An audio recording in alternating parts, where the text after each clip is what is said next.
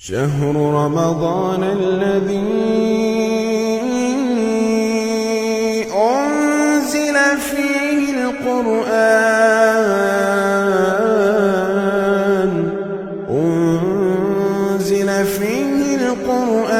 هدى للناس وبينات من الهدى والفرقان. نماز جنازہ پڑھی، ایک آدمی کی نماز جنازہ میں نے ان کی امامت میں پڑھی تو انہوں نے سورہ فاتحہ پڑھی اور زور سے پڑھی، اور یہ بیان فرمایا یہ میں نے زور سے اس وجہ سے پڑھا ہے تاکہ تم جان لو کہ نماز جنازہ میں سورہ فاتحہ پڑھنا سنت ہے نبی کی. جی یہ بخاری شریف کی روایت. اس کے بغیر تو کوئی نماز ہوتی ہی نہیں ہے. پہلی بات تو یہ معلوم.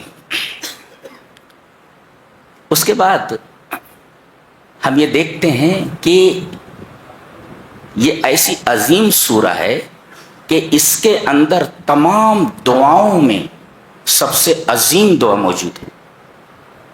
اگر کسی آدمی نے یہ سورہ نہیں پڑھی تو سب سے بڑی دعا سے محروم ہو گیا. جی امام ابن قیم رحمہ اللہ نے مدارج السالکین میں لکھا ہے وَلِهَذَا كَانَ أَنْفَعُ الدُّعَاءِ وَأَعْظَمُهُ وَأَحْكَمُهُ دُعَاءَ الْفَاتِحَةِ اهْدِنَا الصِّرَاطَ الْمُسْتَقِيمَ، کہ تمام دعاؤں میں سب سے زیادہ نفع بخش، سب سے زیادہ عظیم اور سب سے زیادہ محکم اور مضبوط دعا یہ فاتحہ کی دعا ہے، اہدنا الصراط المستقیم. گویا اگر کوئی آدمی یہ سورہ نہیں پڑھتا ہے تو سب سے عظیم دعا سے محروم ہو جاتا ہے. اس کے بعد ہم دیکھتے ہیں کہ پہلی آیت ہے الحمدللہ رب العالمین، دوسری آیت ہے الرحمن الرحیم، اور یہ تیسری آیت دکھائی دے رہی ہے مالک یوم الدین. الحمدللہ رب العالمین کا ربط الرحمن الرحیم سے ہے. کیسے؟ اس طرح کہ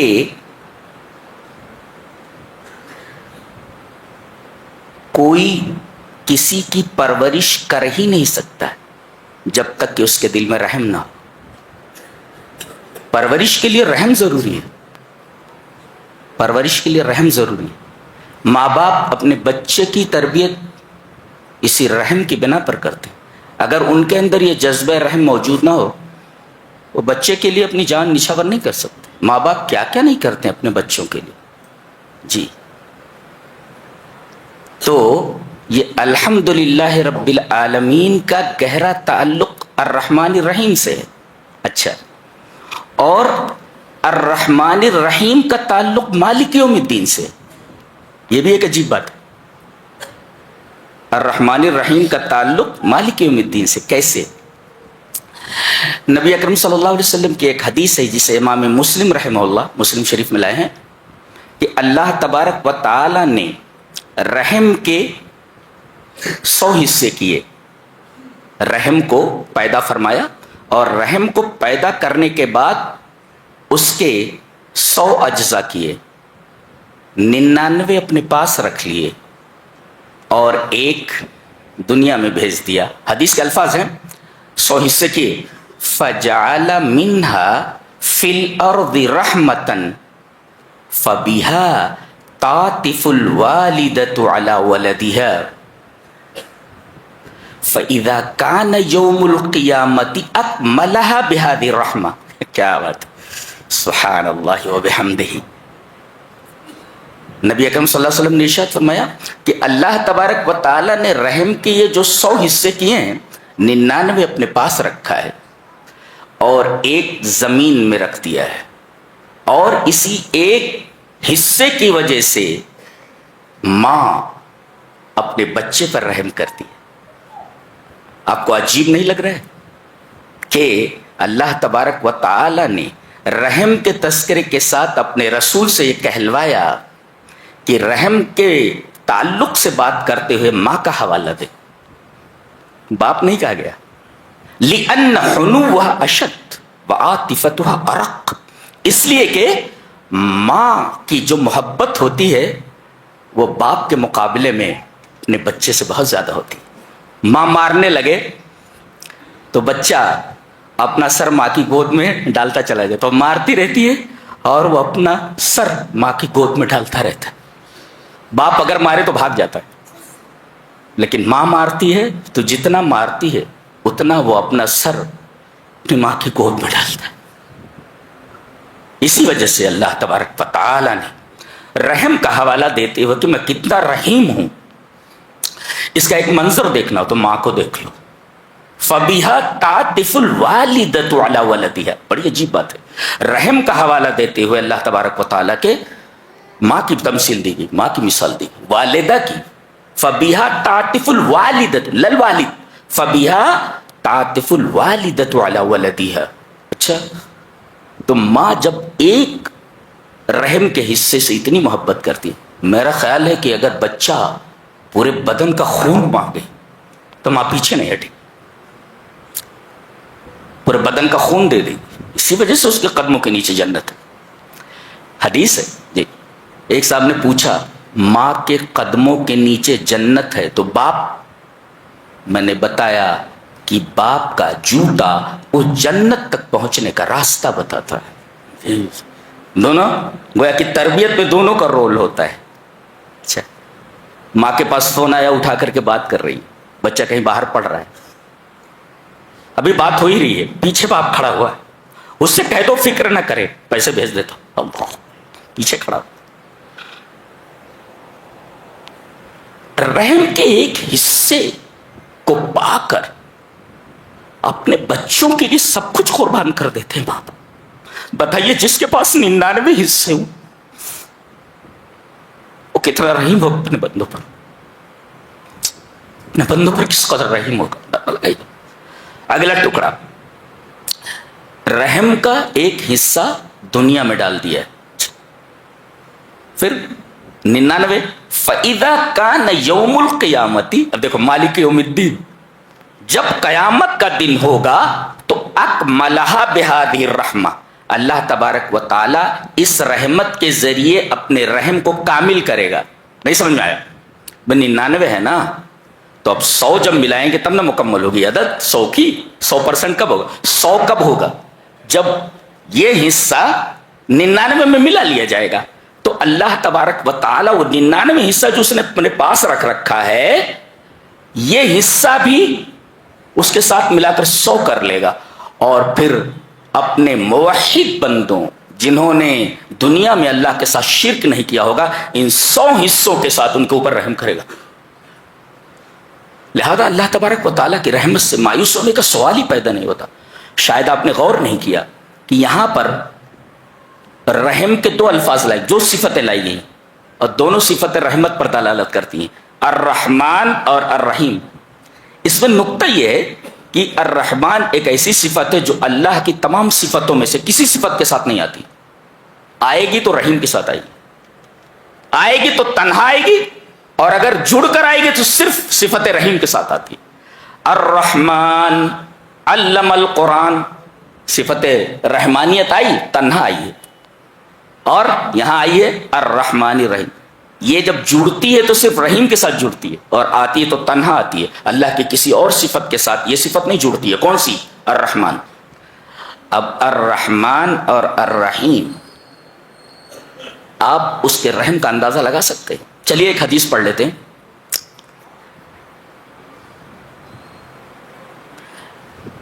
وعن ابن عباس رضی اللہ تعالی عنہما ان النبی صلی اللہ علیہ وسلم قال لما اغرق اللہ فرعون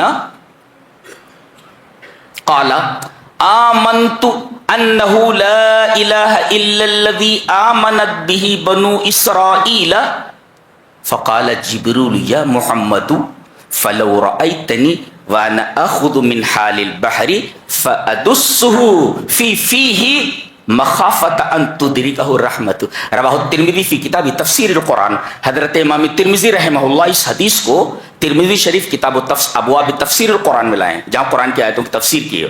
نبی اکرم صلی اللہ علیہ وسلم نے فرماتے ہیں کہ نبی اکرم صلی اللہ علیہ وسلم نے ارشاد فرمایا کہ جب اللہ نے فرعون کو بحر قلزم میں ڈبویا جب ڈوبنے لگا تو ساری ہیکڑی ہوا ہو گئی. زندگی بھر کہتا رہا انا ربکم الاعلی، میں تمہارا سب سے بڑا رب ہوں. جب ڈوبنے لگا موت کو اس نے سامنے دیکھا تو ساری ربوبیت بھول گیا. کہاں کی بادشاہت، کہاں کی علو، کہاں کا علو اور کہاں کی بلندی سب بھول گیا. کہنے لگا آمنت، میں ایمان لایا، انہ لا الہ الا، اس ذات کے علاوہ کوئی معبود نہیں جس ذات پر بنو اسرائیل ارے اتنا گھما پھرا کر کہنے کی کیا ضرورت تھی؟ بول دیتا نا لا الہ الا اللہ. تو یہ بول رہا ہے میں ایمان لایا اس بات پر کہ نہیں ہے کوئی معبود سوائے اس کے جس پر بنی اسرائیل ایمان. یہ لمبا چوڑا کر رہا ہے بندہ. اس حضرت جبرائیل فرما رہے ہیں، کہہ رہے یا محمد، اے محمد صلی اللہ علیہ وسلم، میں وہاں حاضر تھا. اللہ، دیکھیں میرے رونگٹے کھڑے ہوئے. آپ دیکھ رہے ہیں کہ یہ فرشتہ جو نبی پر قرآن لے کر آتا تھا یہ ہزاروں سال پہلے اس وقت بھی موجود ہے موسیٰ کے ساتھ جب فرعون ڈوب رہا ہے. تو عجیب و غریب بات ہے، یہ فرشتہ کیسا عجیب فرشتہ ہے. جبرائیل وہاں موجود ہے ہزاروں سال پہلے، فرعون کے ڈوبتے وقت وہاں موجود ہے. اور وہ نبی سے کہہ رہے ہیں کاش آپ دیکھتے کہ میں سمندر کی گہرائی سے کیچڑ نکال رہا تھا. آج بڑی بڑی مشینیں سمندر کی گہرائی کو ناپ نہیں سکتی ہیں، یہ فرشتہ نیچے جا کر کے اس کیچڑ نکال کر کے لا رہا ہے. کیسا فرشتہ ہے، کتنا طاقتور ہے، کتنا طاقتور ہے. ان کو گیس کی ضرورت نہیں، ان کو ماسک کی ضرورت نہیں، دریا کے سمندر کی گہرائیوں میں چلے جاتے. کہا کہ آپ دیکھتے کہ میں سمندر کی گہرائیوں سے کیچڑ نکال کر کے لایا اور میں اس کے منہ میں ٹھونس رہا تھا. فَأَدُسُّهُ فِي فِيهِ، اس کے منہ میں ٹھونس رہا تھا میں. کیوں؟ کہا کہ مخافۃ ان تدرکہ الرحمہ، ایسا نہ ہو کہ اللہ تبارک تعالیٰ کو اس کے اوپر رحم آ جائے، اسے بخش دے. اللہ اکبر. فرعون یہ ظلم کا استعارہ ہے. فرعون جب بولتے ہیں تو آدمی کے ذہن میں ظلم ہی ظلم نظر آتا ہے.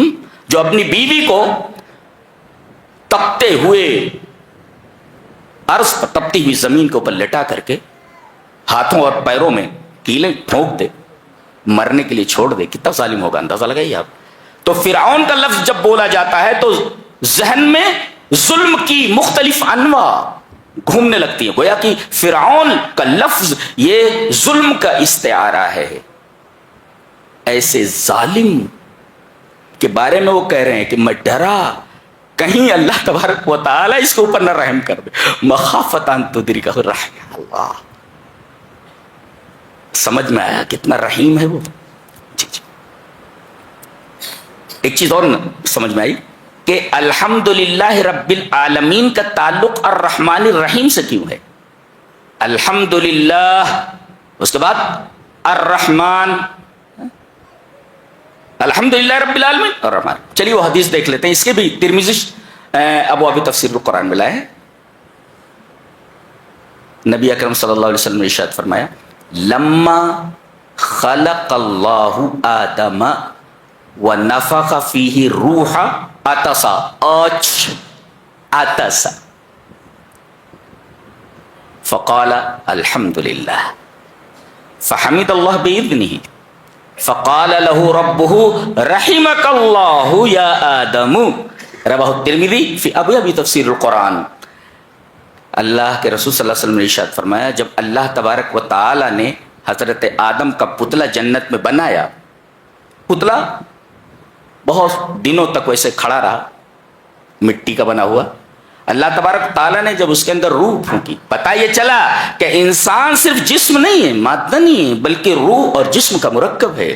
تو جس طریقے سے جسم کی کچھ ڈیمانڈ ہیں اور اسے پورا کرنا پڑتا ہے، اسے روح کی بھی ڈیمانڈ ہے، اس کو پورا کرنا ضروری ہے. جی. تو اللہ تبارک و تعالیٰ نے جب ان کے اندر روح پھونکی تو جب روح سر میں پہنچی، روح جب سر میں پہنچی تو انہیں چھینک آئی، اسنیز کیا انہوں نے، کہا الحمدللہ. پہلے ان کی زبان سے نکلا، ہمارے ابا کی زبان سے کیا نکلا؟ الحمدللہ، اللہ کی تعریف نکلی. اور ان کو کیسے پتا چلا کہ یہ بولنا چاہیے؟ آگے جواب دیا گیا فحمید اللہ بإذنہ، اللہ نے ان کو سکھایا اور اللہ کے اذن سے وہ بولے کہ چھینک آئے تو کیا کرنا چاہیے. انہوں نے کہا الحمدللہ. فقال له ربه, تو ان کے رب نے ان سے کہا رحمک اللہ یا آدم, اے آدم اللہ تیرے اوپر رحم کرے. آپ دیکھ رہے ہیں آپ, الحمدللہ انہوں نے کہا تو اللہ نے فرمایا اللہ تیرے اوپر رحم کرے. یہ الحمدللہ رب العالمین کا ربط ہے الرحمن الرحیم سے, سمجھ گئے. اور پھر الرحمن الرحیم کا تعلق, اس کا ربط مالک یوم الدین سے ہے.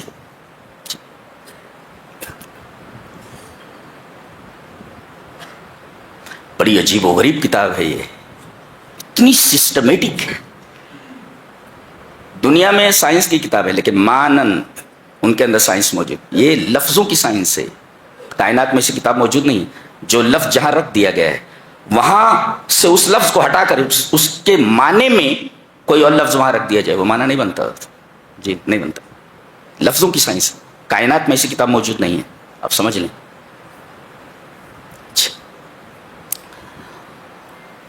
اس کے بعد آپ دیکھیں گے کہ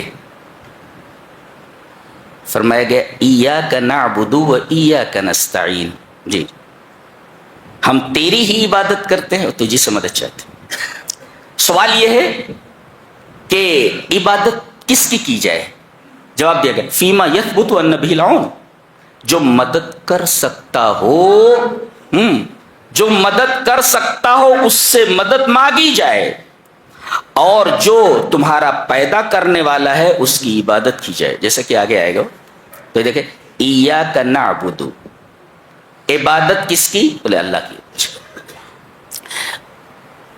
عبادت کب تک کی جائے بتایا گیا وَاعْبُدْ رَبَّكَ حَتَّى يَأْتِيَكَ الْيَقِينُ, یقین آنے تک اللہ کی عبادت کرتے رہو. یقین کیا ہے؟ یقین الموت. اس لیے کہ اس سے زیادہ یقینی چیز کیا ہو سکتی ہے؟ کسی سے بھی پوچھو ہر ایک کہے گا مرنا ہے, اس میں تو کسی کا اختلاف ہی نہیں ہے. یقین وَاعْبُدْ رَبَّكَ حَتَّى يَأْتِيَكَ الْيَقِينُ. اور ایک نقطہ یہ بتاؤں, یقین کا مطلب یہ ہوتا ہے ہر آدمی اس کو مانتا ہے. یہاں آخر میں سورہ بقرہ میں کہا گیا وَبِالْآخِرَةِ هُمْ يُوقِنُونَ, آخرت پر ایسا یقین ہونا چاہیے کہ آدمی کا ذہن اختلاف کی طرف جائے ہی نہ, مانے مرنے ہے اور مرنے کے بعد ایک زندگی. آگے بتائیے. تو گویا عبادت کب تک کہ وَاعْبُدْ رَبَّكَ حَتَّى يَأْتِيَكَ الْيَقِينُ, موت تک. اچھا عبادت کیسے کی جائے؟ عبادت کیسے کی جائے, کب تک کی جائے؟ وَاعْبُدْ رَبَّكَ حَتَّى يَأْتِيَكَ الْيَقِينُ, جب تک موت نہ آ جائے.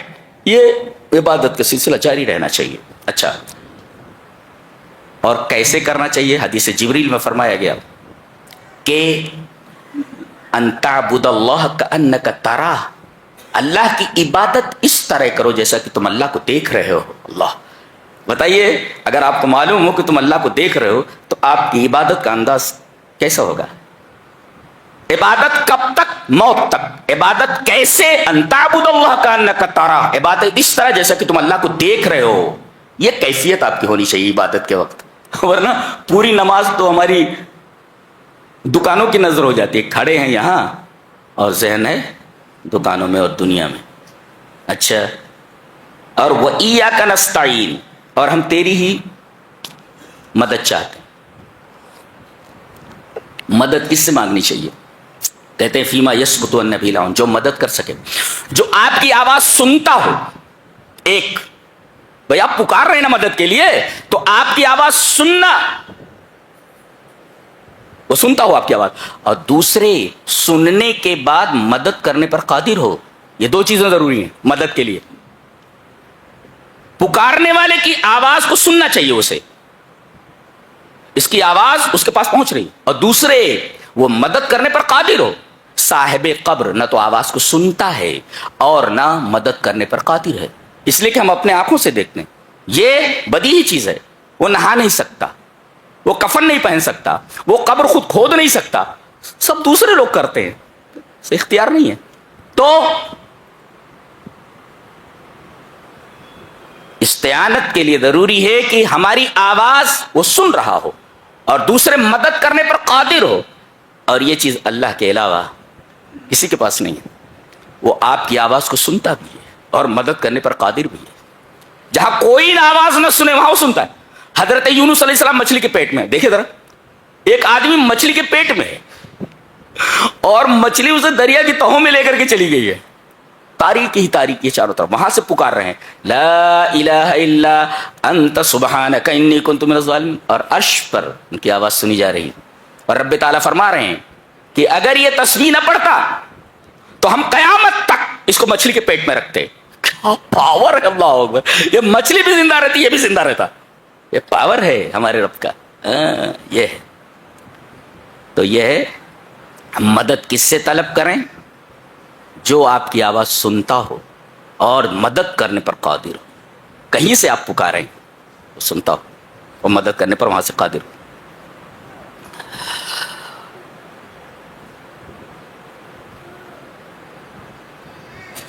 اس کے بعد ہم دیکھتے ہیں سورہ بقرہ ہے. سورہ بقرہ یہ قرآن حکیم کی سب سے بڑی سورہ ہے. اس کے اندر علماء نے لکھا ہے کہ 1000 امر ہے. امر کا مطلب ڈو اٹ، کرو. امر کسے کہتے؟ ڈو اٹ، اسے کرو. 1000 امر ہیں، یعنی یہ کہا گیا یہ 1000 چیزیں ایسی ہیں کہ you have to do it, تمہیں کرنا ہی ہے، ڈو اٹ، کرو اس کو. اچھا، اور 1000 نہیں ہے، یعنی ڈونٹ ڈو اٹ، اسے تمہیں نہیں کرنا ہے.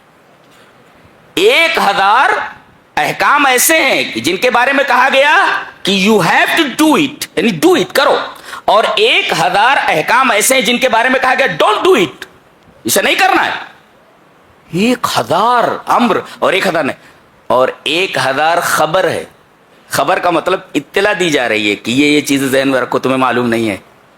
اس طرح یہ سورہ کریمہ جو 1000 امر، 1000 نہیں اور 1000 خبر لیے ہوئے ہے، زندگی کا ایک نظام کامل لیے ہوئے ہے. یہ سورہ پورا نظام زندگی اپنے اندر لیے ہوئے ہے. اتنی عجیب و غریب سورہ ہے یہ معمولی سورہ نہیں ہے. بتائیے 1000 امر، 1000 نہیں، 1000 خبر، پورا نظام زندگی، منہج شامل الحیات، پوری زندگی کے لیے ایک مکمل ضابطہ حیات ہے خالی یہی سورہ. کون سی ایسی سورہ ہے جس میں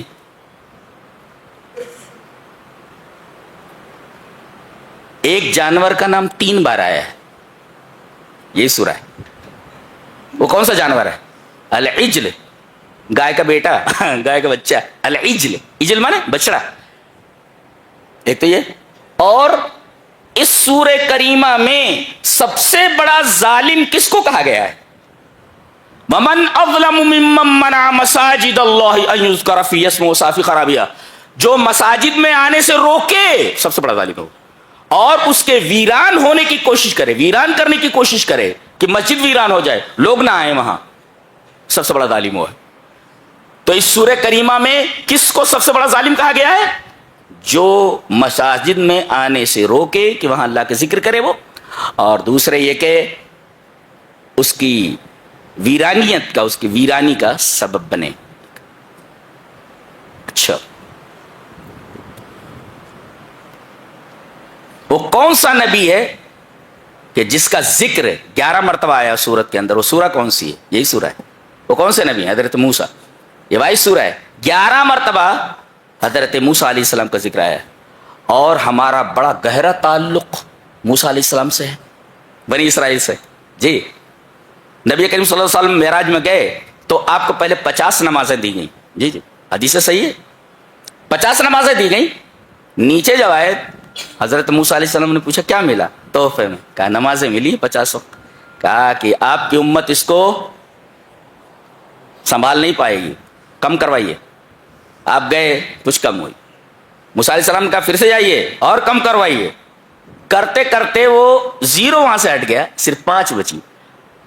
حدیث میں ہے آواز آئی کہ اے میرے بندے، اے میرے رسول، یہ نماز 50 وقت کی فرض ہوئی تھی، اب 5 کر دی گئی ہے، لیکن ثواب 50 کا رکھ دیا گیا ہے. یعنی کوئی آدمی اگر 5 وقت کی پابندی کر لے تو 50 وقتوں کی نماز کا ثواب اسے دے دیا گیا ہے. یہ حدیث صحیح ہے.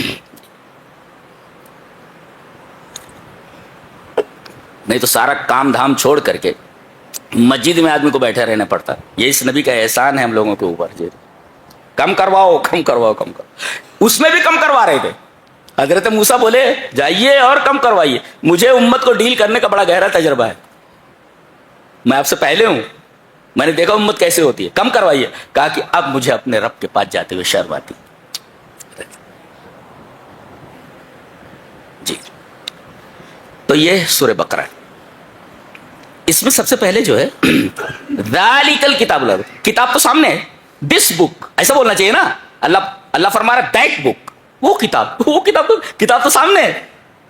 یہ کہنا چاہیے ھذا الکتاب لا ریب فیہ, اس کتاب کے اندر کوئی شک نہیں. یہ کہا جا رہا ہے ذالک الکتاب لا ریب, وہ کتاب کون سی؟ یہاں بتایا گیا کہ ھذا کے بجائے دس کے بجائے دیٹ جو لایا گیا ہے, نقطہ یہ ہے کہ اس کی بلندی کی طرف دیٹ کے ذریعے اشارہ کیا جاتا ہے. کوئی چیز دور ہو تو وہ ایسا that boy who is running on the road, تو یہ وہ ایسا کرتے, وہ کہا گیا یہ کتاب جو ہے نا وہ ہے. وہ کون سی؟ جہاں اتنی دور ہے, وہ اتنی دور ہے, وہ اشارے بعید ہے, اتنی دور ہے جہاں محرفین کے تحریف کے ہاتھ وہاں تک نہیں پہنچ سکتے کہ اس کتاب میں تحریف کر سکیں. جی وہ اتنی دور ہے کہ پرانی نہیں ہو سکتی. جی ہمیشہ نئی چیزیں سامنے آتی ہیں. جی اور یہ کتاب ایسی ہے جو شک سے بہت دور ہے. یہ کتاب ایسی ہے جو تعارض اور اختلاف سے بہت دور ہے. یہ ذالک لا کر کے جو بتایا گیا کہ دور, اشارے بعید جو لایا گیا, کیوں لایا گیا؟ یہ بتانے کے لیے. کیا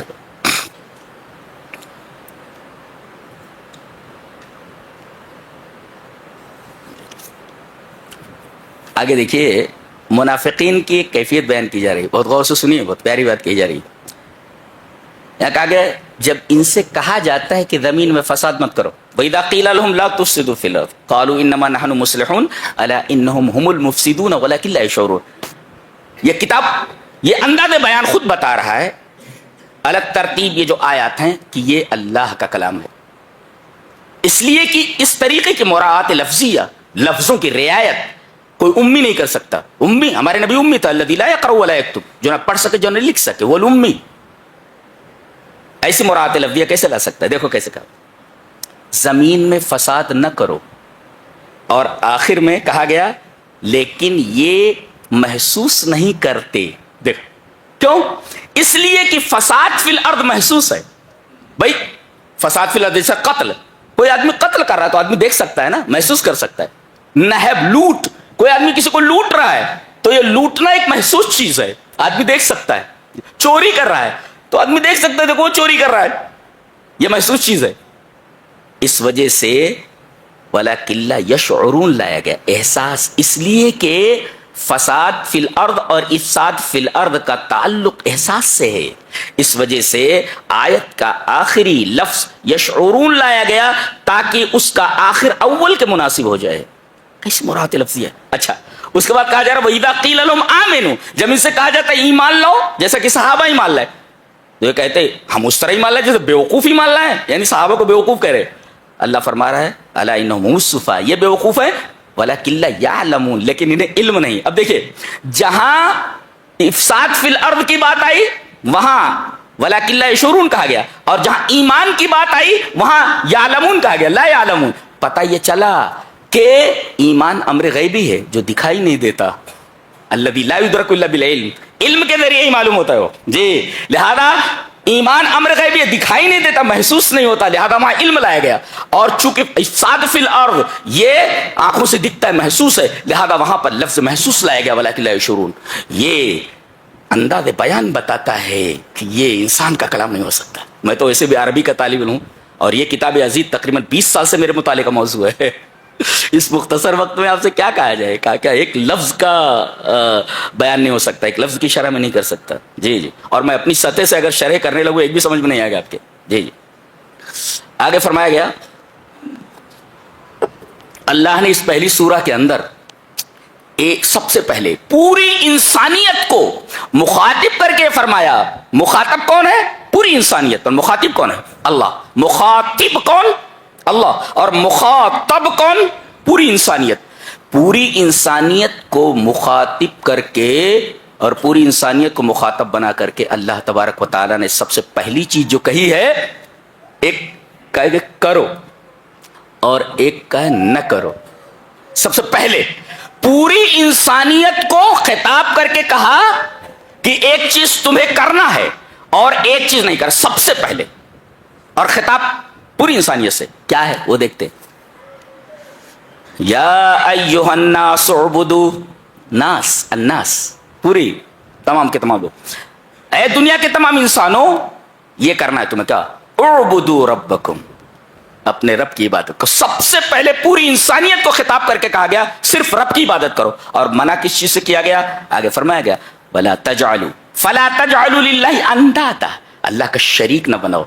تو کرنے کے لیے کیا کہا گیا؟ اس کی عبادت کرو. اور منع کس سے کیا گیا؟ فلا تجعلوا للہ اندادا، اندادا اے نظراء فی العبادہ، عبادت کے اندر اس کا کوئی شریک نہ بناؤ. اللہ اکبر.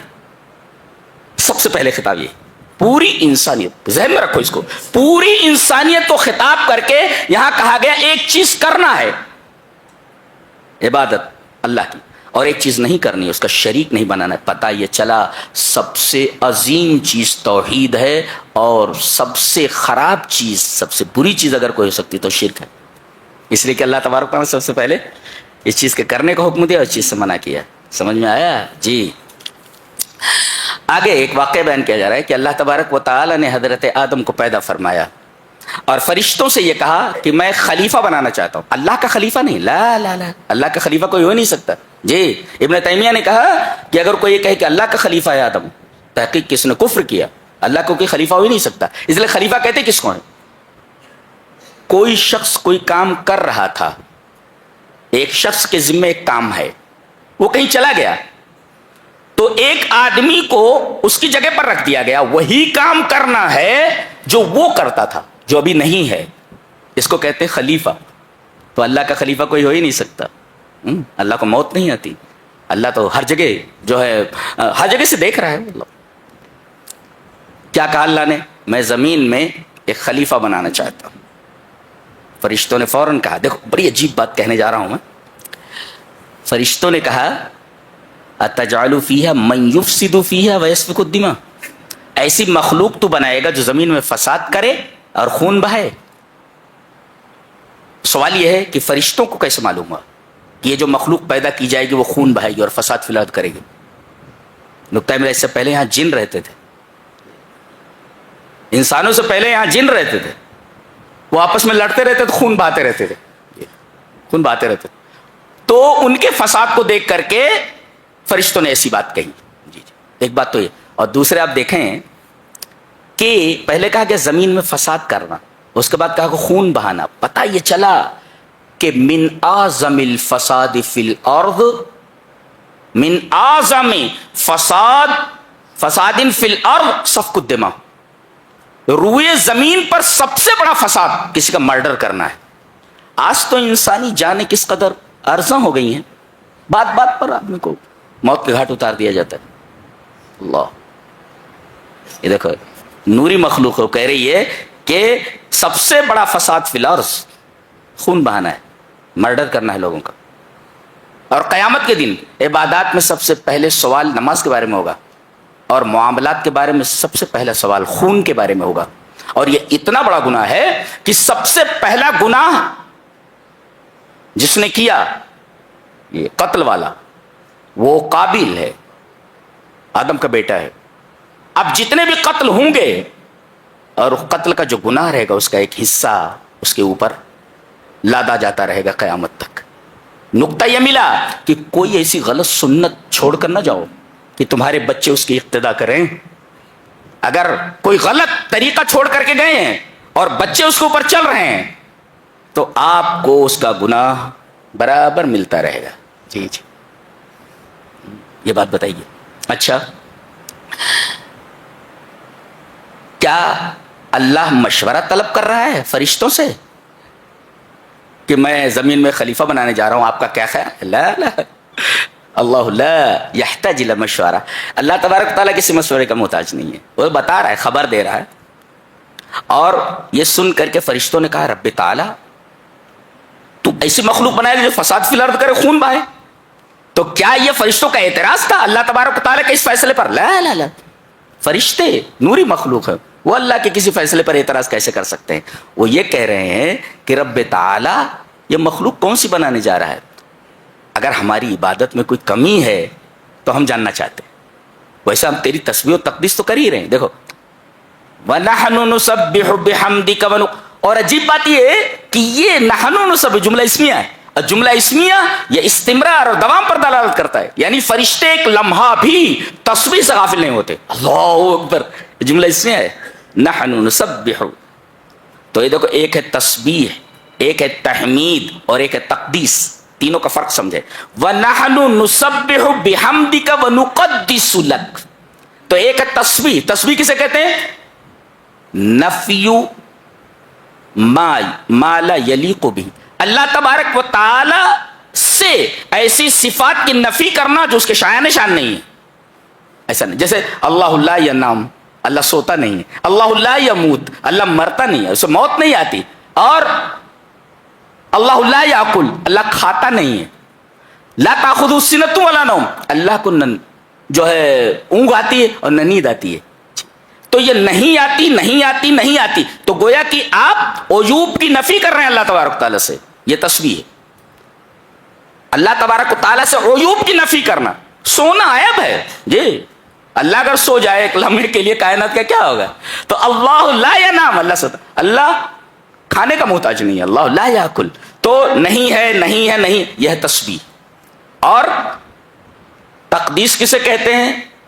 اس بات ما یلیق بہ، ان تمام صفات کا اس بات کرنا جو اس کے شایان شان ہے۔ کیا؟ اللہ رحیم، اللہ غفور، اللہ رحمان، اللہ رحیم وغیرہ، یہ ساری چیزیں، اللہ رازق، اللہ رزاق، تو یہ ساری چیزیں جو آپ ثابت کر رہے ہیں یہ ہے تقدیس۔ نفی کرنا یہ تسبیح ہے، اور ثابت کرنا تمام صفات کمالیہ کو یہ ہے تقدیس۔ اچھا، حمد کسے کہتے ہیں؟ حمد کہتے ہیں اللہ تبارک و تعالی کی تعریف کرنا اس کی صفات کمال پر۔ گویا کہ صفات تحمید کے اندر تین چیزیں ہیں، کیا؟ ایک تو ہے ثنا، تعریف، اور دوسرا ہے محبت، اور تیسرے تعظیم۔ یہ ثنا پلس محبت پلس تعظیم از اکول ٹو تحمید۔ اسی وجہ سے کہا گیا ہے وَنَحْنُ نُسَبِّحُ بِحَمْدِكَ، تسبیح کے بعد تحمید ہے، تحمید میں تعریف کرنا اللہ تبارک تعالیٰ۔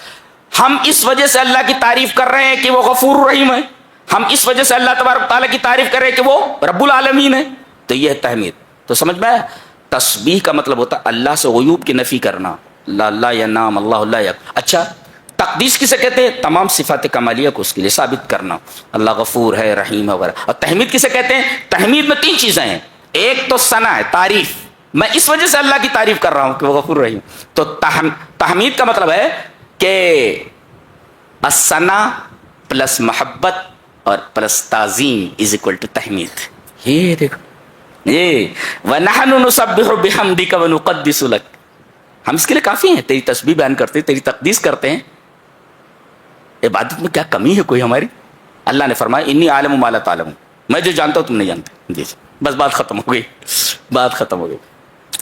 اس کے بعد کہا جا رہا ہے کہ اللہ تبارک و تعالیٰ نے فرشتوں کے ساتھ وہ شیطان کو لگایا ہوا تھا، اور اللہ کو معلوم تھا کہ یہ بہت بڑا بدماش ہے۔ جب آدم کو پیدا کیا تو فرشتوں کے ساتھ اس کو بھی حکم دیا گیا کہ آدم کو سجدہ کر، سجدہ نہیں کیا اس نے، ابا واستکبر وکان من الکافرین، جی انکار کیا اس نے۔ یہاں ایک بات قابل غور ہے کہ اللہ نے حکم دیا نہیں کیا، ایک غلطی دونوں سے ہوئی، آدم سے بھی غلطی ہوئی اور ابلیس سے بھی غلطی ہوئی۔ ایک سے کہا گیا تھا کر، نہیں کیا، اور ایک سے کہا گیا تھا نہ کر لیا۔ اس سے کہا گیا تھا سجدہ کر، نہیں کیا، اور آدم اور حوا سے کیا کہا تھا لا تقرب هذه الشجرہ، اس درخت کا پھل نہ کھانا، کھا لیا۔ ایک سے کہا گیا تھا کر، نہیں کیا، اور ایک سے کہا گیا تھا نہ کر لیا۔ غلطی دونوں سے۔ اس میں سب سے بڑا گناہ کون سا؟ آدم والا گناہ کہ ابلیس والا؟ ابلیس کا گناہ سب سے بڑا ہے۔ اللہ کسی چیز کے کرنے کا حکم دے، بندہ نہ کرے، یہ بڑا گناہ ہے۔ اور اللہ نے کسی چیز کے بارے میں کہا اسے نہیں کرنا ہے، کر لیا، تو یہ گناہ تو ہے مگر چھوٹا گناہ ہے۔ بڑا گناہ کون سا ہے؟ کرنے کا حکم دے اور بندہ نہ کرے، یہ بڑا گناہ ہے۔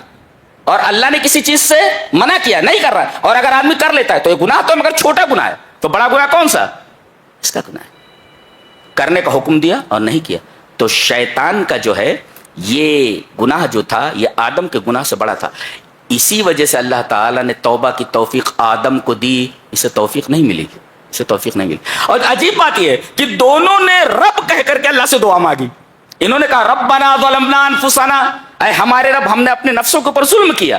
گویا کہ اپنے گناہ کا اعتراف کیا, انہوں نے گناہ ہو گیا میرے رب. تو گویا کہ آدمیت یہ ہے, انسانیت یہ ہے کہ آدمی جب غلطی کا ارتکاب کرے تو اپنی غلطی کو تسلیم کرے اور اللہ سے اپنی غلطی کی معافی مانگے. اور شیطانیت کیا ہے؟ اپنی غلطی پر جمع رہے اور اس سے 1 انچ ہٹنے کے لیے تیار نہ ہو. کسی نے کہا تھا کہ غلطیوں پر سرکشی کا اضافہ نہ کرو, اس لیے کہ اللہ کے ہاں غلطی قابل معافی ہے, سرکشی قابل معافی نہیں. تو آدم سے غلطی ہوئی معاف کر دیے گئے, شیطان سے سرکشی ہوئی معاف نہیں کیا گیا. اچھا دونوں نے دعا کی, انہوں نے کہا ربنا ظلمنا انفسنا, معاف کر دیے گئے. اس نے کیا کہا رب انظرنی الی یوم یبعثون, میرے رب. اچھا دیکھو دونوں نے کسی کا وسیلہ نہیں لیا ہے. آدم و حوا نے بھی ڈائریکٹ کہا ہے ہمارے رب, اور اس نے بھی وسیلہ نہیں لیا, ڈائریکٹ بول رہا ہے رب انظرنی الی یوم یبعثون. اور پوری دنیا کو یہ باور کرانے پر لگا ہوا ہے کہ بغیر وسیلے کی دعا قبول ہی نہیں ہوتی. کتنا بدماش ہے دیکھو, یہ تو الٹے کام ہے اس کے. پوری دنیا کو اس پر لگا رہا ہے کہ بغیر وسیلے کی دعا قبول نہیں ہوتی, اور بغیر وسیلے کی دعا مانگی ہے اس نے رب انظرنی الی یوم یبعثون. اچھا اس نے کہا کہ چونکہ اس کی وجہ سے میں گمراہ ہوا آدم سے, یہ دشمنی میں نہیں بھولتا, اس کو بھی میں دیکھتا ہوں اور اس کے اولاد کو بھی دیکھتا ہوں, اس کو بھی دیکھتا ہوں. اور ان کو کیسے دیکھا؟ جنت سے نکلوا دیا, جنت سے نکلوا دیا. اور ہمارے پیچھے جو پڑا ہوا ہے تقریباً 90-95% سب ٹریک سے ہٹ گئے ہیں, سب ٹریک سے ہٹ گئے ہیں. اتنا کامیاب ہے. اور کیا بولا؟ جو راستہ جنت کی طرف جاتا ہے صراط مستقیم, میں اسی پر بیٹھا ہوں. دیکھو اسی میں کہا گیا اہدنا الصراط المستقیم, اسی راستے پر بیٹھا ہوا ہے. لاقعدن لهم صراطک المستقیم, اسی راستے پر بیٹھا ہوا. اس کو معلوم ہے کہ اللہ کی طرف جانے والا راستہ ایک ہے, صراط مستقیم ہے. اور دنیا کو کیا باور کرا رہا ہے؟ 4 راستے ہیں. جی یہ دیکھو, واہ بھائی واہ, وہ مانتا ہے کہ راستہ ایک ہی ہے, اور دنیا کو یہ باور کرا رہا ہے کہ راستے 4 ہیں. صراط مستقیم ایک ہے مان رہا ہے, اور دنیا کو کیا بتا رہا ہے کہ راستے 4 ہیں. چاروں راستے وہاں تک پہنچتے ہیں, اور اللہ کیا فرما رہا ہے؟ ایک ہی راستہ ہم تک پہنچتا ہے. ایسا کر رہے, سارے کام الٹے کر رہا ہے, سارے کام الٹے کر رہا ہے.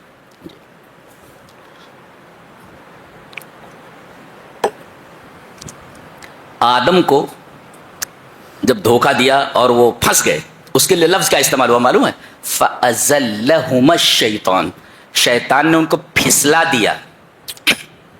آدمی ایسے ڈٹا رہے, کہیں پر جمع رہے, اور جب پھسل جائے تو پھسلنے میں آدمی یہ نہیں سمجھ پاتا کہ گرنا کہاں ہے, کہاں تک جانا ہے. اور پھسل گیا ہے نا, پھسل گیا, ہاتھ پیر مارے گا لیکن جائے گا وہاں جہاں اسے پہنچنا ہے, اسے پھسل گیا. ایسے ہی اللہ تبارک و تعالی کے حکم کی نافرمانی کرنے کی وجہ سے شیطان نے ان کو پھسلا دیا, اور پھسلے تو کہاں گرے؟ اللہ نے فرمایا قلنا اہبطوا منہا جمیعا, چلو اوپر سے نیچے آ جاؤ, یہ پھسلنا ہے. آدمی پھسلتا ہے تو تھوڑی دور تک جاتا ہے اور وہاں گرتا ہے. یہاں عالم یہ ہے کہ ڈائریکٹ جنت سے نکالے گا اور زمین پر بھیج دیے گئے. اس سے بڑا حبوط کیا ہو سکتا ہے؟ اور ایک نقطہ یہ ملا, آدمی اگر گناہ کرتا ہے تو اسے بلندی سے پستی کی طرف بھیج دیا جاتا ہے. لہذا گناہوں سے بچو کہ تمہیں بلندی سے پستی کی طرف بھیج دیا جائے, پھینک دیا جائے تم کو, جس طرح تمہارے باپ کو تمہاری ماں کو بھیج دیا گیا. جی ایک نقطہ لے کر جاؤ آج. یہ دیکھیں حضرت موسیٰ علیہ السلام اور بنی اسرائیل کا بیان ہو رہا ہے. راتوں رات نکل پڑے ہیں یہ بنی اسرائیل کو لے کر کے. کون؟ موسیٰ علیہ السلام. بحر کلزم پر پہنچے. فرعون کو معلوم ہو گیا, ایک لشکر جرار لے کر کے ان کے تعاقب میں, ان کے چیس کرتا ہوا وہاں تک پہنچا. سامنے بہتا ہوا سمندر ہے اور ادھر ہے دشمن. ادھر جائیں تب بھی موت, اور یہاں اس طرف جائیں موت. موت دونوں طرف ہے, موت دونوں طرف ہے.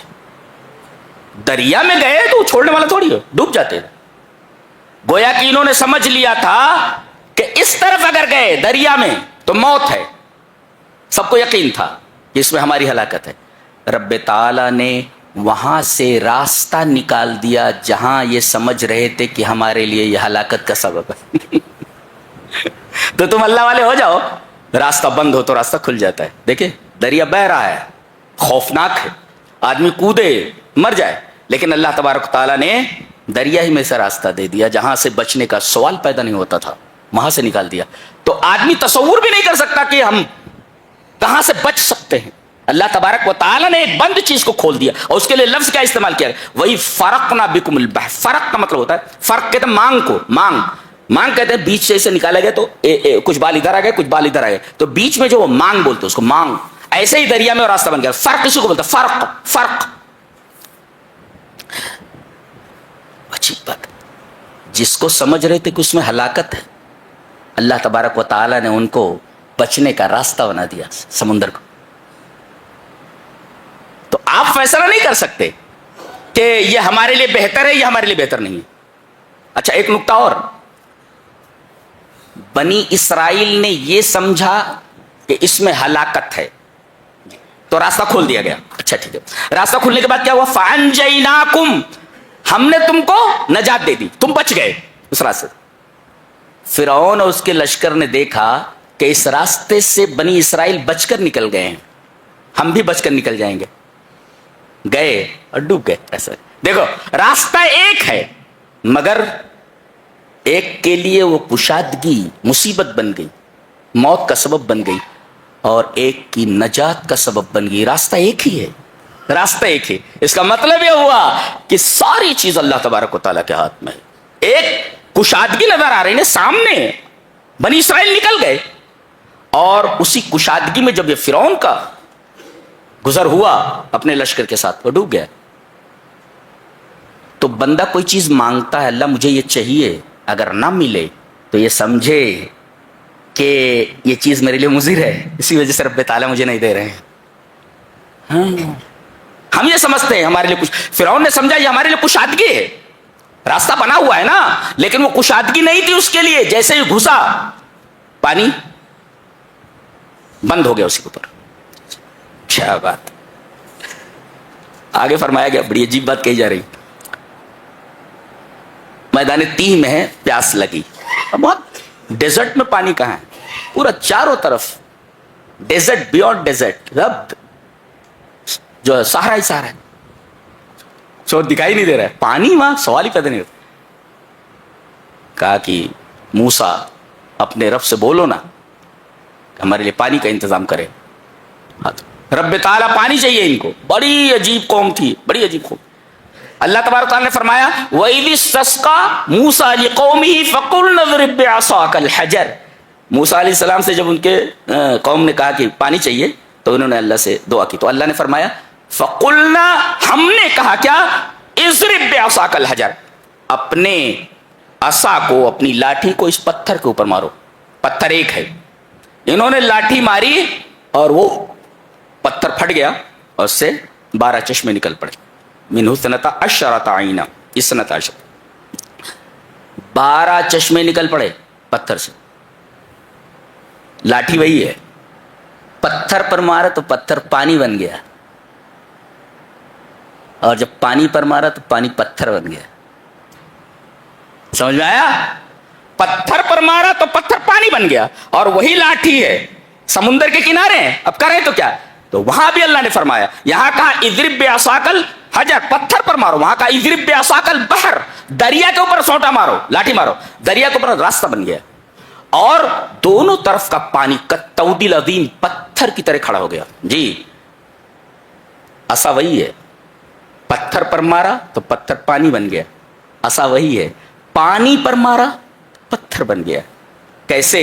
اس لیے کہ ہم نے کہا ہے. اللہ فرما رہا ہے فقلنا، ہم نے کہا. آپ جلاتی ہے، ڈال دیا گیا خلیل اللہ کو، اللہ کے خلیل کو، اور جیسے ہی آگ میں پڑے قلنا، ہم نے کہا یا نار کونی بردن، اپنی فطرت بدل دیا. ایک نقطہ یہ ملا کہ دنیا کے لوگ، مادہ پرست لوگ یہ کہتے ہیں کہ کوئی بھی مسبب بغیر سبب کے وجود میں نہیں آتا. پانی برس ہی نہیں سکتا جب بدلی نظر نہ آئے. جی اللہ فرماتا ہے ہم بغیر بادل کے برسات کر سکتے ہیں. جی ہم سبب کا محتاج نہیں، ہم سبب کا محتاج نہیں. ہم سبب کے محتاج نہیں. دنیا یہ کہتی ہے جب تک سبب نہ ہو مسبب وجود میں نہیں ہوتا. اللہ تبارک و تعالیٰ نے اپنے بنائے ہوئے قوانین کو توڑ کر کے بتایا کہ ہر چیز، ہر مسبب سبب کا محتاج نہیں ہوتا. ہم جب چاہیں تب اپنے بنائے ہوئے قانون کو توڑ دیں. ہم اپنے بنائے ہوئے قانون کے محتاج نہیں، اس کے پابند نہیں ہم. اللہ اکبر. ہم اپنے بنائے ہوئے قانون کے پابند نہیں ہیں. یہ ہمارا رب ہے، یہ ہمارا رب ہے. سمجھ میں آیا؟ جی. آگے ایک واقعہ بیان کیا جا رہا ہے. ایک مرڈر ہو گیا تھا. کہاں؟ موسیٰ علیہ السلام کے زمانے میں. قاتل نہیں مل رہا تھا. ہو از دا کلر؟ قاتل کون پتہ نہیں چل رہا تھا. اب یہ لوگ آئے، کہا کہ موسیٰ اپنے رب سے بولو کہ وہ بتائے کہ قاتل کون ہے. اللہ تبارک تعالیٰ نے اس کا ایک حل بتایا. کیا؟ کہا کہ ایک گائے ذبح کرو اور اس کا ایک حصہ لے کر کے وہ مردے سے لگاؤ، مس کرو. مردہ زندہ ہو کر کے بتا دے گا کہ میرا قاتل کون ہے. اچھا، اب یہ آنا کانی کرنے لگے. کیوں؟ یہ سورہ کریمہ بقرہ کے نام پہ ہے. کیوں؟ اس لیے کہ قصۃ البقرہ قصۃ مرکزی ہے. مرکزی قصہ یہ اسی گائے کا قصہ ہے. اسی وجہ سے اسی کے نام سے یہ سورہ رکھی گئی، سورہ بقرہ. اچھا، گائے کو ذبح کرنے کا حکم کیوں دیا گیا؟ گائے کو کیونکہ ان لوگوں نے بچڑے کی پوجا کرنی شروع کر دی تھی. کہا کہ ماہی کو مار دو، ماں کو ذبح کر دو، تاکہ پتہ چلے کہ جس نے پیدا کیا ہے وہ کچھ نہیں کر سکتی تو یہ کیا کر لے گا. جی، لِأَنَّهَا أُمُّ الْأَجَلِ، اس لیے کہ وہ بچڑے کی ماں ہے. اور یہ لوگ بچڑے کی پوجا کرنے لگے تھے. حضرت موسیٰ علیہ السلام کوہ طور پر جب چلے گئے تھے تو ماں کو ذبح کرنے کا حکم دے دیا گیا. بس ابھی آنا کانی کرنے لگے، اس لیے کہ بچڑے کی محبت ان کے دلوں میں پیوست تھی. آنا کانی کر رہے تھے. کیسی ہونی چاہیے رنگ؟ اچھا، آخر میں پوچھا رنگ کیسا ہونا چاہیے. اچھا، اللہ نے فرمایا اچھا رنگ چاہیے. بقرۃ صفرا، پیلے رنگ کے ہو جائے. ایلو کلر ہونا چاہیے. Aloe colour. ایلو کلر کیوں کہا گیا؟ بقرۃ صفرا. بقرۃ حمرا کیوں نہیں؟ لال کیوں نہیں؟ اس لیے کہ یہ جو پیلی جو ہوتی ہے گائے نادر ہوتی ہے. لِأَنَّ اللَّوْنَ الْأَصْفَرَ نادر فی البقرہ. گائے میں یہ رنگ نادر ہوتا ہے، ریئر ہوتا ہے، شاذ ہوتا ہے. اور جانتے ہیں ڈھونڈتے ڈھونڈتے کہاں پہنچے؟ ایک یتیم بچہ تھا. مفسرین نے لکھا ہے کہ اس یتیم بچے کے پاس تھی وہ گائے، اس رنگ کی ایک ہی گائے ملی وہ. اور کہا کہ اس کے چمڑے بھر کر ہمیں سونا چاہیے، تب ہم دیں گے گائے کو. پتہ یہ چلا کہ آدمی جب اللہ کے احکام میں تشدد اختیار کرنے لگتا ہے تو اللہ تبارک تعالیٰ اس پر احکام کو شدید کر دیتا، سخت کر دیتا ہے. جی. اور ایک نقطہ عجیب بڑا سا، جی یہ لے کر کے جاؤ. کیا آگے بتایا گیا؟ ثم قست قلوبکم من بعد ذلک فہی کالحجارۃ او اشد قسوہ. یہ واقعہ بیان کرنے کے بعد یہ کیوں کہا گیا تمہارے دل سخت ہو گئے؟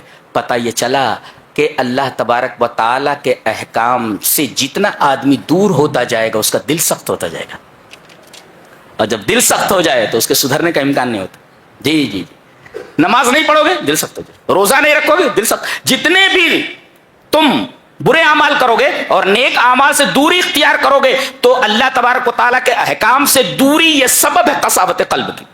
آپ کا دل سخت ہوتا جائے گا. اس وجہ سے مان اس واقعے کے بعد لایا گیا ثم قست قلوب. کیا انداز بیان ہے، سبحان اللہ. یہ بڑی حیرت انگیز کتاب ہے، حیرت انگیز کتاب. کائنات میں ایسی کتاب موجود نہیں ہے. یہ الفاظ نہیں ہے کہ اس کی تعریف کی جائے. واہ، تعریف نہیں کر سکتے اس کتاب کی. آگے ہاروت ماروت کا قصہ بیان کیا گیا. بعض لوگ کہتے ہیں کہ دو جادوگر تھے، جی جی یہودی تھے دونوں. لیکن بعض علماء نے کہا کہ صحیح یہ ہے کہ یہ دونوں فرشتے ہی تھے. اب اس وقت سوال یہ پیدا ہوا کہ جادو تو شرک ہے، بہت بڑا گناہ ہے، تو ایک نوری مخلوق یہ گناہ کیسے کر سکتی؟ ایک سوال یہ ہے. جواب اس کا یہ دیا گیا ہے کہ اللہ تبارک و تعالیٰ نے حضرت آدم کو جو سجدہ کروایا، سجدہ بھی غیر اللہ کے تو حرام ہے، شرک ہے. وہ کوئی چیز اگر شرک ہے یا گناہ ہے لیکن اللہ تعالیٰ کا حکم اس کے اوپر آ جائے تو عین عبادت ہے. اللہ اکبر، عین عبادت ہے. تو یہاں اللہ تبارک تعالیٰ کے حکم کو دیکھا جائے. یہ نہیں دیکھا جائے گا کہ وہ شرک سکھا رہے ہیں، بلکہ اللہ تبارک تعالیٰ نے ان کو حکم دیا تھا، لہذا وہ عبادت ہے، ان کے لیے جائز تھا. وہ جیسے آدمی کو قتل کرنا یہ درست نہیں ہے، لیکن حضرت ابراہیم علیہ السلام اپنے بیٹے کو قتل کرنے کے لیے نکل پڑے، اس لیے کہ خواب میں دیکھا تھا کہ میں بچے کو ذبح کر رہا ہوں، اور نبی کا خواب سچا ہوتا ہے. جی